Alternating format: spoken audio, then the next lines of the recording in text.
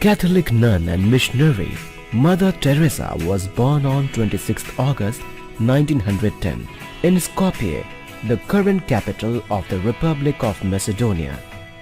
The following day, she was baptized as Agnes Gonza Boiagiu.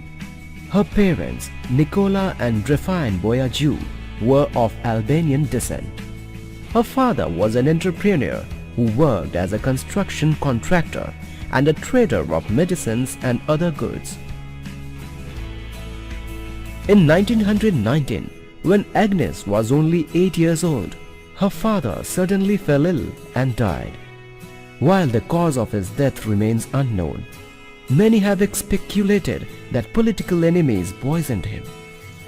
Agnes attended a convent-run primary school and then a state-run secondary school. As a girl, she sang in the local Sacred Heart choir and was often asked to sing solos. In 1928, an 18-year-old Agnes decided to become a nun and set off for Ireland to join the Sisters of Loreto in Dublin. It was there that she took the name Sister Mary Teresa. A year later, Sister Mary Teresa traveled to Darjeeling, India. In May 1931, she made her first profession of vows. Afterwards, she was sent to Calcutta, where she was assigned to teach at St. Mary's High School for Girls, a school run by Loreto sisters and dedicated to teaching girls from the city's poorest Bengali families. On 24th May 1937, she took her final profession of vows to a life of poverty, chastity, and obedience. As was the custom of Loreto nuns, she took on the title of Mother upon making her final vows and thus became known as Mother Teresa. Mother Teresa continued to teach at St. Mary's, and in 1944 she became the school's principal. Through her kindness, generosity, and unfailing commitment to her students' education, she sought to lead them to a life of devotion to Christ. Give me the strength to be ever the light of their lives, so that I may lead them at last to you, she wrote in a prayer. However, on 10th September 1946, Mother Teresa experienced a second calling, the call within a call, that would forever transform her life. She was riding a train from Calcutta to Himalayan foothills for a retreat when Christ spoke to her and told her to abandon teaching to work in the slums of Calcutta, aiding the city's poorest and sickest people.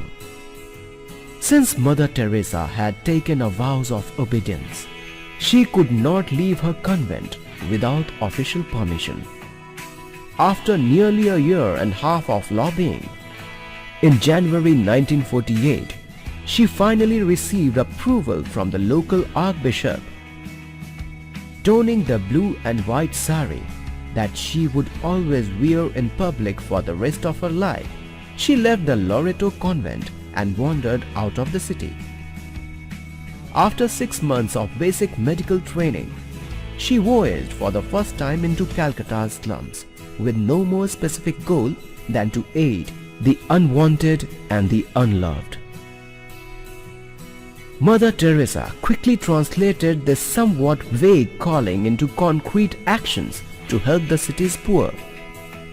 In October 1950, she won recognition for New Congregation, the Missionaries of Charity, which she founded with only a handful of members, most of them former teachers or pupils from St. Mary's School.